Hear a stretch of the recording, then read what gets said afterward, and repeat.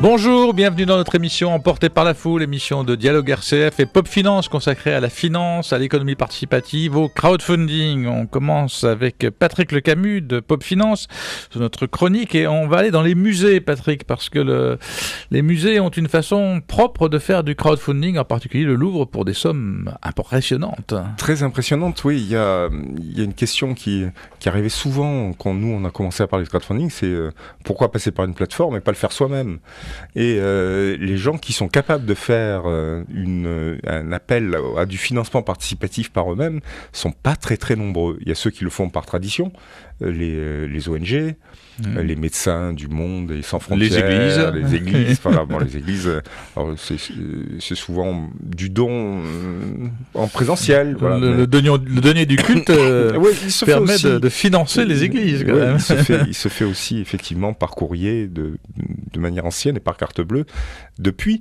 Mais les grandes institutions comme le Louvre peuvent se permettre de lancer leur propre campagne de crowdfunding de manière interne, quoi, de le piloter entièrement. Oui, la marque le Louvre, c'est une marque internationale qui se vend bien. Voilà. Mais c'est les mêmes ressorts. Alors là, en l'occurrence, il s'agit d'acheter un livre ayant appartenu, serti de pierres précieuses, un livre ayant appartenu à François Ier. Ah oui, quand même. Que possède un Anglais et qu'il a déjà mis en dépôt au Louvre. Donc déjà, on peut de toute façon déjà le voir au Louvre. Mais le Louvre préférerait maintenant l'acquérir et l'avoir de manière sûre et certaine dans ses collections.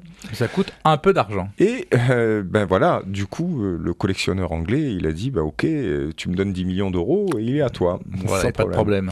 Et 10 millions d'euros, c'est à peu près le double du budget d'acquisition annuel du Louvre. Voilà. Alors bon, il a une fondation LVMH qui va donner la moitié. D'accord. Et le Louvre s'est lancé dans une campagne extrêmement ambitieuse qui consiste à mobiliser les Français pour pouvoir acquérir ce joyau de notre patrimoine.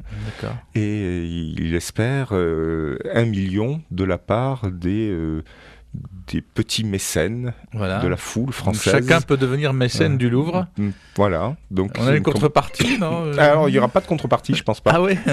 C'est la grosse différence. Petite page du livre. C'est la grosse différence avec les campagnes crowdfunding, mais en même temps, c'est vrai que 1 million, c'est pas négligeable, évidemment, comme somme, comme objectif. Pour l'instant, il y a 2000 donateurs. On est encore loin du million, mais c'est déjà pas mal quand même. 2000 donateurs, c'est un beau chiffre pour le début de la campagne.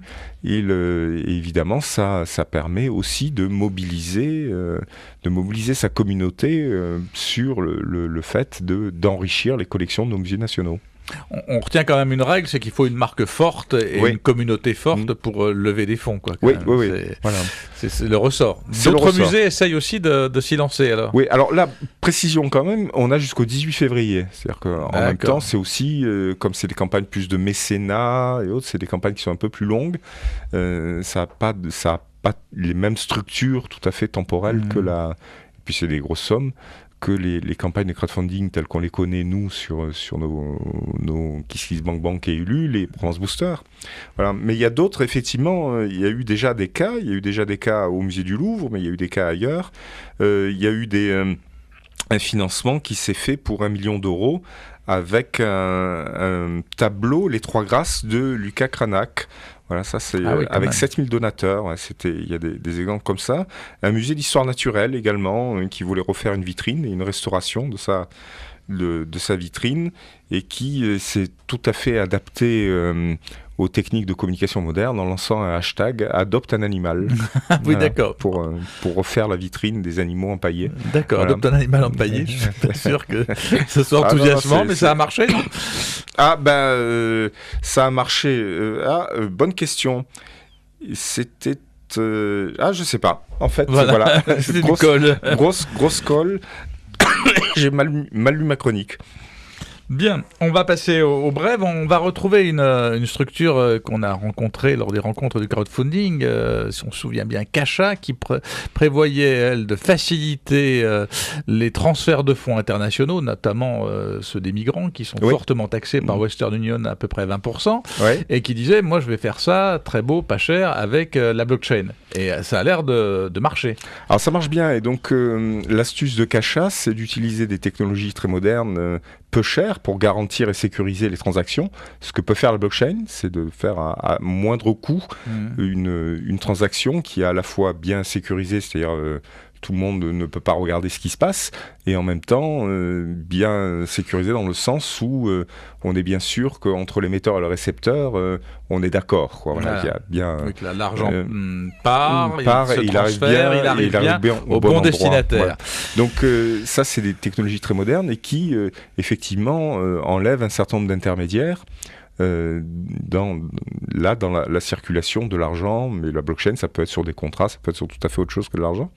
Et donc, son idée, c'est de faire quelque chose de à la fois peu coûteux et en même temps plus souple que PayPal. PayPal, on peut envoyer de l'argent si on a un compte PayPal vers quelqu'un qui a un compte PayPal. Oui. Alors qu'avec Cacha, on peut envoyer de l'argent dans des pays où, par exemple, ce système de portefeuille électronique n'est pas très implanté et on peut l'envoyer vers des points de réception d'argent plus traditionnels. Donc il arrive à faire le mix. Veut développer son business et là lève des fonds.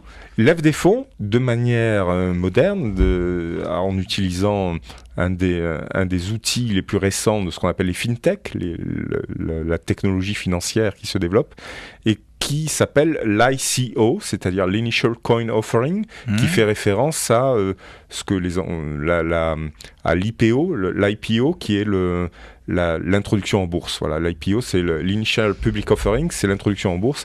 Et là, il s'agit d'une offre hors place de marché, parce que dans l'introduction en bourse, on est à l'intérieur d'une place de marché boursière. Sur un marché, voilà. Donc là, c'est une offre d'émission de jetons qui assez cher. Le ticket d'entrée à $15 000. Ah, quand même, oui. Ouais, et qui permet à l'entreprise de se développer en faisant appel à des gens qui achètent ces fameux jetons. Donc une entreprise à suivre qui peut transformer les transferts de fonds qui sont très importants, notamment dans les migrations. Notre invité d'aujourd'hui, c'est Lionel Pérez. Il n'est pas là en train de lever comme nous le faisons, mais c'est quelqu'un qui a déjà réalisé une opération de crédit sur une plateforme et qui aujourd'hui a pu en bénéficier et a développé ses activités avec ce crédit. On va avec Lionel Pérez en parler. Vous dirigez un traiteur particulier qui est un traiteur cachère à Marseille, qui s'appelle l'Authentique. L'Authentique, Lionel et Sam Pérez traiteur depuis 1989 à Marseille. Voilà, une maison connue sur la place. En toute modestie, oui. Voilà. Et vous avez souhaité ouvrir autre chose ? Oui, bon, en fait, ça fait quelques années que j'avais en tête d'ouvrir un restaurant de sushi. Et j'avais pas envie de le faire entre guillemets n'importe comment. J'avais envie de le faire avec une franchise. Et c'est là que je me suis tourné vers une chaîne de sushi cachère parisienne qui s'appelle Bozen. C'est particulier, sushi cachère. Hein. Oui. D'accord, on est exigeant là. Exactement. Voilà. C'est une chaîne qui est ouverte depuis 5 ans. Donc ce sont deux jeunes hommes d'une trentaine d'années qui ont lancé ce concept et qui ont 4 restaurants aujourd'hui. Ils sont en train d'en ouvrir 2 autres.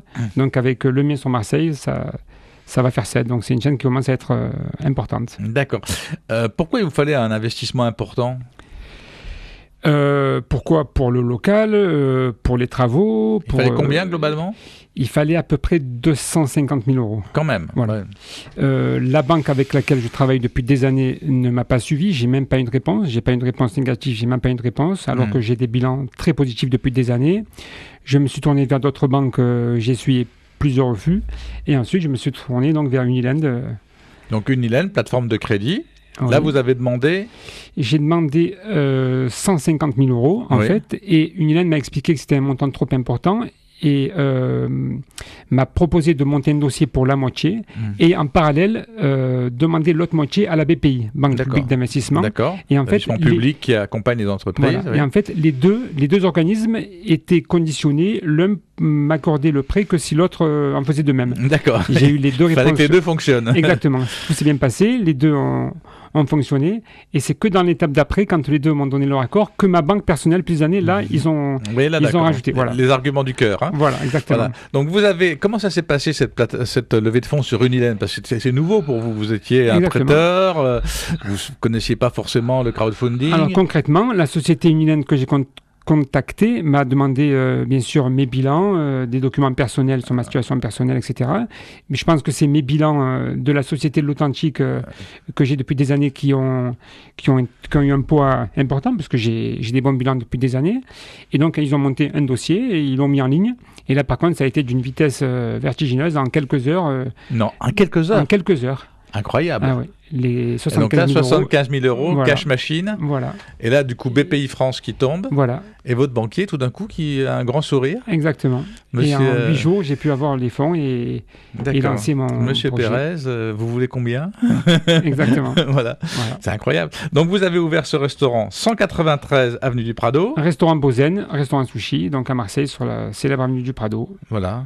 Ben, on invite nos auditeurs à les déguster. Surtout qu'ils pourront bientôt venir.